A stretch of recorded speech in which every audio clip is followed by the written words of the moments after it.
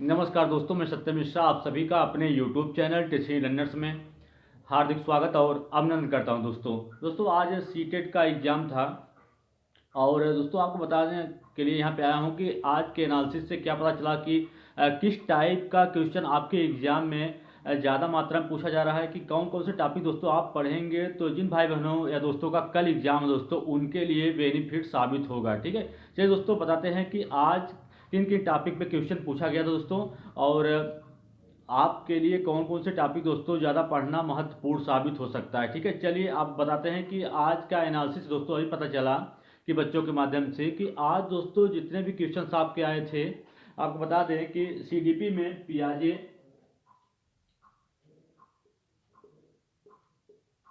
से क्वेश्चन आया था दोस्तों, वाइगोस्की से आया था। वही दोस्तों आपको बता दें कि सारे कम से कम ये सब जितने भी हैं दोस्तों, पियाजे, वाइगोस्की, कोहलर वर्ग, चोमस्की दोस्तों, चौमस्की, ये सभी क्या है दोस्तों रिपीटेड हो रहे हैं, क्योंकि इनसे बार बार हर एक शिफ्ट में दोस्तों इनसे रिलेटेड क्वेश्चंस पूछे जा रहे हैं। ठीक है, एक आया था आपका सीडीपी में ADHD का फुल फॉर्म पूछा था। इसके अलावा एनसीएफ 2005 से रिलेटेड प्रश्न आपके एग्जाम में आए थे, और बीएफ स्कीनर से भी रिलेटेड प्रश्न आपके एग्जाम में था दोस्तों। बीएफ स्कीनर से भी क्वेश्चंस आपके एग्जाम में पूछे गए थे। और दोस्तों चलिए देखते हैं कि ये तो रहा आपके सीडीपी के बाद सीडीपी में आपके पियाजे हैं, वाइगोस्की से जेडपीडी जो उनका सिद्धांत दोस्तों उससे रिलेटेड क्वेश्चन था, और डिसलेक्सिया दोस्तों जो पढ़ने की अक्षमता होती है उस वो प्रश्न था, डिसलेक्सिया से था, और नेम चोमस्की जो है दोस्तों उनसे क्वेश्चन पूछा गया था। ठीक है, इसके अलावा एनसीएफ 2005 से, नेशनल एजुकेशन पॉलिसी दोस्तों 2020 एनईपी से भी दोस्तों क्वेश्चन आपके एग्जाम में था। ठीक है, ये तो रही आपके सीडीपी के बाद कि सीडीपी में कौन कौन से टॉपिक्स दोस्तों आपके अक्सर क्वेश्चन से पूछे जा रहे हैं। ठीक है, इसके बाद चलिए देख लेते हैं कि ईवीएस में किस किस टॉपिक से क्वेश्चन पूछा जा रहा है, कौन कौन सा टॉपिक दोस्तों अक्सर रिपीट हो रहा है। ठीक है, चलिए देखते हैं कि आज के शिफ्ट में 10 तारीख दोस्तों 10 जनवरी आज के शिफ्ट में कौन कौन से क्वेश्चन पूछे गए थे ईवीएस से। ठीक है, ईवीएस में ईवीएस में आपके दोस्तों आसाम, दोस्तों वहाँ के जो आवास है दोस्तों आसाम के, वहाँ पे लोग कैसे रहते हैं, बांस के ऊपर दोस्तों घर बना के रहते हैं, इसी के बारे में इसमें एक क्वेश्चन पूछा गया था। ठीक है, आसाम से जो दोस्तों बांस के घर रहते हैं घर पे, उससे क्वेश्चन था। इसके अलावा मोर दोस्तों, मोर जैसे लग रहा है कि सीटेड वालों को दोस्तों बहुत ज़्यादा पसंद आ गया, क्योंकि दोस्तों मोर से 28-29 वाले शिफ्ट में भी क्वेश्चन पूछा गया था, और कल भी था दोस्तों, आज भी इससे रिलेटेड प्रश्न आज भी एग्जाम में देखने के लिए मिला। ठीक है, इसके अलावा दक्षिण भारत के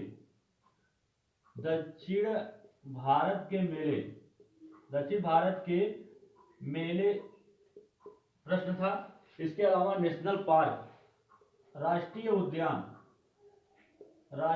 उद्यान से भी क्वेश्चन आज के पेपर में था दोस्तों। बच्चों के द्वारा क्वेरी करने पर या एनालिसिस करने से प्राप्त हुआ दोस्तों कि जो ईवीएस के प्रश्न आ रहे हैं दोस्तों, कथन पे आधारित ज्यादा प्रश्न आ रहे हैं, कथन पे आधारित ज्यादा प्रश्न पूछे जा रहे हैं ईवीएस में। ठीक है, और दोस्तों हिंदी में बता दें, हिंदी में दोस्तों क्या पूछा जा रहा है कि स्टीफन क्रैशन के बारे में दोस्तों, स्टीफन क्रैशन से रिलेटेड क्वेश्चंस आपके एग्जाम में पूछे जा रहे हैं। ठीक है, स्टीफन क्रैशन है। उसके अलावा लर्निंग से क्वेश्चंस आ रहा है, लर्निंग, और दोस्तों दो पैराग्राफ पूछे गए हैं जिनसे रिलेटेड आपको बता दें, इसी पैराग्राफ से समानार्थी, इसके अलावा विलोम और सन्निविच्छेद दोस्तों आपके जो सभी हैं इसी पैराग्राफ से रिलेटेड है, अब पूछे गए हैं। ठीक है, ये तो रही आपके हिंदी की बात। मैथ में दोस्तों आपको बता दें कि मैथ में पैटर्न से रिलेटेड प्रश्न।